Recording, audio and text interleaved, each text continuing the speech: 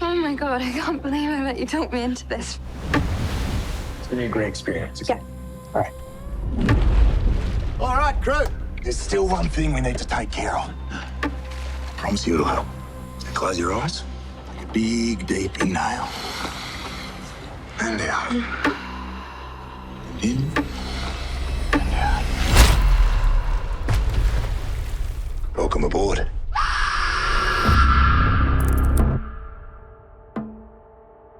I see you, like, come alive on that board.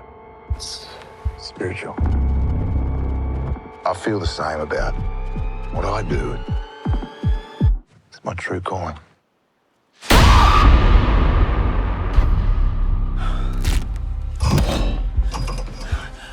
What is this? Where are we? We're on his boat. Whose boat? I don't think you want to know. You're a fighter. I love fighters. Makes for a better show. Right, places, please. And action.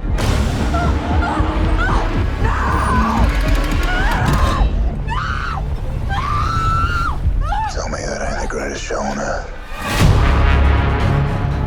Every fisherman loves a good fight.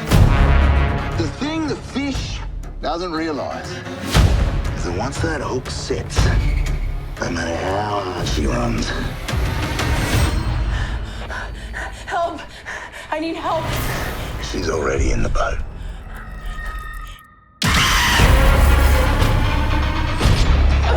Behind you! Yeah, you and me, we fend for ourselves. We're sharks. I'm nothing like you.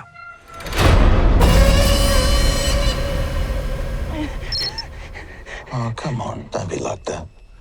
This is your time to shine.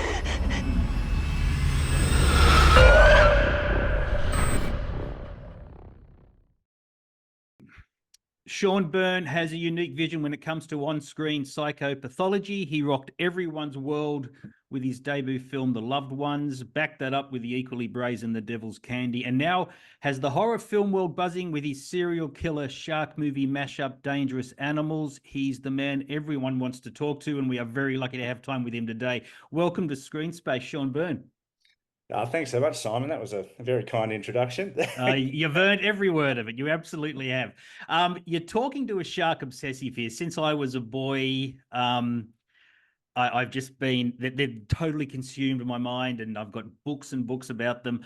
I spent a lot of this film, and I hate to say this, agreeing with your serial killer, Tucker. Your film is very matter-of-fact about sharks. That's obviously a deliberate ploy.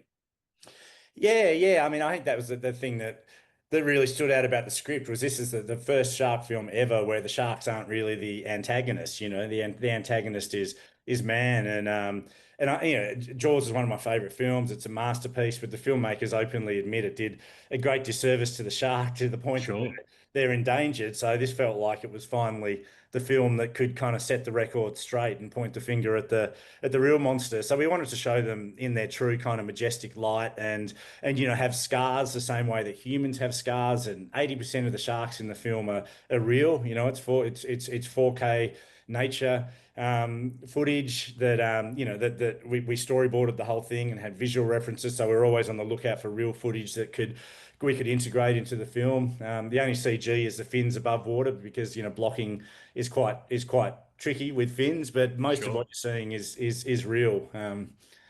So yeah, we wanted to honor the shark. Yeah, and you absolutely do, even to the point of you caught me off guard. I said to myself, are Mako's really off the Queensland coast? Straight away, I checked, and yep, he got that right as well. And the point about chumming off the boats is teaching sharks that boats means food, so that's the problem. So these are all very legitimate points. Were you working with shark experts to get it right, or was that all in the script? No, I mean, a part of it was originally set in California, and then we moved it to Australia to kind of make it a bit more of a fish out of water story with sort of Zephyr running away from her past. So the sharks there was originally a lot more sharks in there, and we tried to we just kept whittling it down because it felt like, how many sharks can you have? In a way, Jaws is so powerful because of the single fin, and you can really kind of focus on the horror. So then it was about, well, what sharks are actually in kind of Gold Coast waters, and the great white is always in the spotlight. So it was exciting to kind of, to give some of these other sharks their kind of due. And the makos are so exciting because, they swim at up to 70 miles an hour, and they've just got such a great look. Like when they kind of like breach and those kind of inner gums come out, it's like it's kind of terrifying. So the great white's in there, but we kind of treat the great white a bit like the T-Rex in a way. You got to wait. Yeah, for sure. On the other hand, the film absolutely goes all in on big screen movie psycho with Jai Courtenay and the very Aussiness of Tucker. Sean, he says hooroo at one point. I haven't heard anyone say hooroo since my grandfather, and he's been dead 30 years. So it's very Aussie. Tell us about working with Jai to build this character.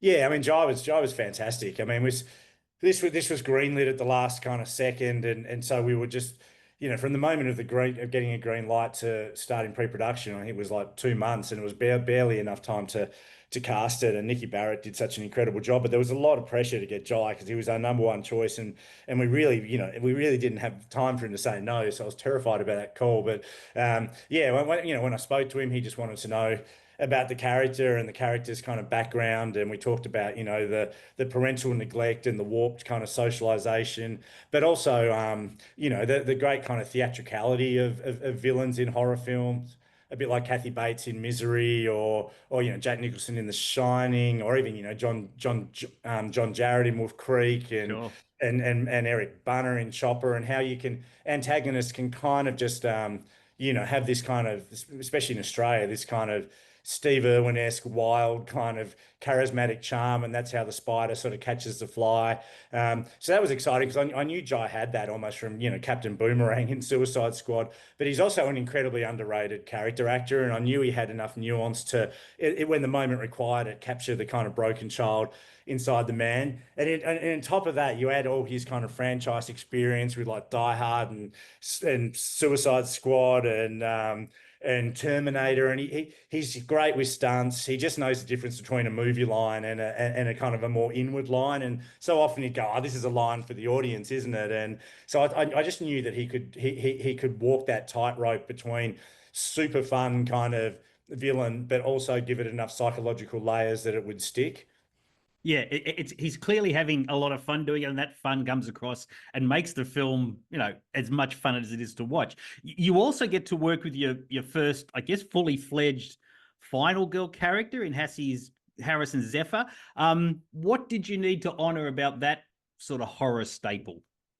Well, yeah, I mean, I didn't. It's funny. It's like Final Girl's come out since we finished it, and she is totally a Final Girl. So and I'm really honored that she gets spoken about in that way because I'm such a huge kind of slasher fan. But more, we were always thinking about just how resourceful this character was, and she also has those kind of. I think there's a bit of a theme in my films about how like your pain can also be your savior, and in a way, both Zephyr and Tucker. They're two kind of broken souls that kind of collide, and his pain kind of drives him off a cliff into sort of much darker waters. But she kind of seeks sort of solace in the ocean, but she's still very tough. She's kind of come through the system, and so we didn't want someone that was just always on the run, kind of trying to survive. We wanted someone that could almost kind of outthink Tucker, but also because she's a surfer, she has a kind of a fitness base, and she has a strength. So we really wanted something where these two characters would push each other to the absolute edge. And it's my favorite scene in the film where it's kind of beyond film, and they both have this chat about how they're both kind of sharks, and they're outsiders left to kind of fend for themselves. Because an interesting fact about sharks is they actually have their they give birth to their young in the shallows and then leave their young on their own to kind of figure out how to survive. And and that felt a bit kind of Heat like, that moment between De Niro and Pacino, where it's like, even though we're trying to kill each other, we actually know each other probably better than anyone else does. So Hassie was, what I liked about her is she's instantly likable in that kind of Sandra Bullock way. You know, even if Sandra Bullock's playing a darker character, you reach out to her on a kind of heart level, and Zephyr keeps kind of, you know, she keeps kind of the love interest Moses at arm's length in the audience, but you've still got to like her. But on top of that, Hassie, you know, she's Texas strong. She rides horses. She's got the physicality. She's got a lot of kind of, you know, she's got a lot of moxie. So I just knew she wouldn't. Yeah, you know, and that's the hard thing because I mean, you've seen the film. Tucker is a massive obstacle. That's scary for an actor to go up against because you can Sure, easily yeah. be devoured. But yeah, so I needed someone that could kind of hold their own, and she definitely could. You ask Steven Spielberg or Kevin Costner, and they'll tell you don't shoot on water. Both Jaws and Waterworld blew out budgets with their open ocean shoots. Was Dangerous Animals the exception that proves the rule? Or maybe I should ask how much of it was on the open ocean, because it's convincingly outdoorsy. It's convincingly sort of vast in its scale, but how much of that was actually on location?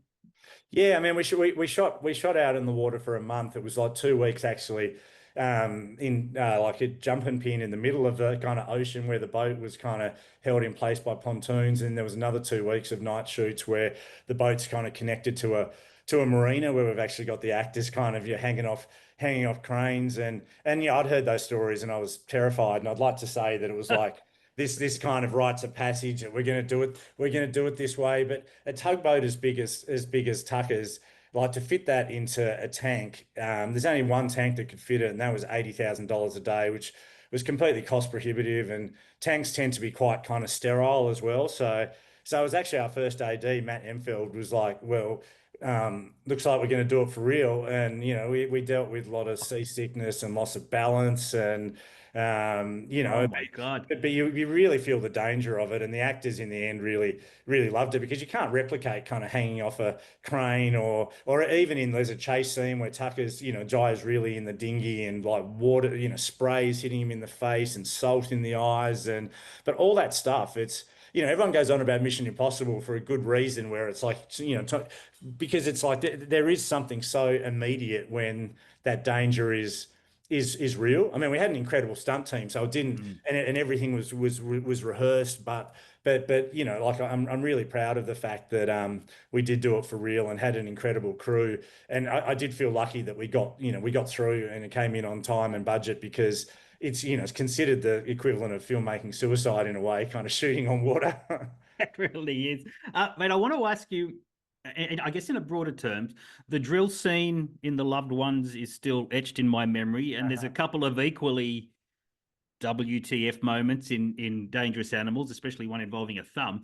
Do you have an overriding philosophy on screen violence, and how to use it, or is it very much material based?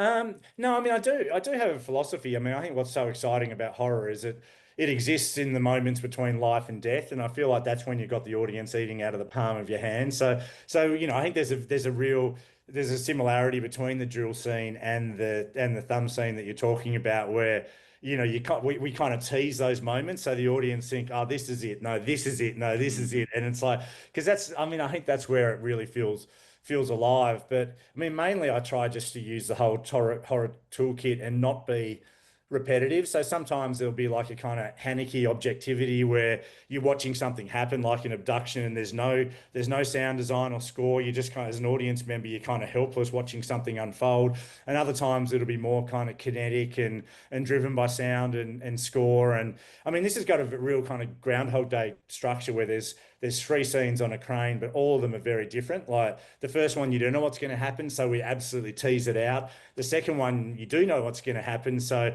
we kind of give that a Michael Bay kind of kinetic unstoppability. So you're going, it's going too fast, and I can't stop it, and I wonder. And the third is like the characters kind of, you know, facing her destiny. So they all had to feel like they were very different stylistically to keep, you know, to keep things afloat.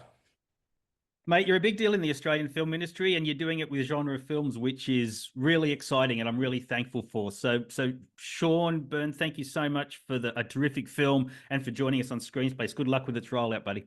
Thanks so much, Simon. Thanks for your support.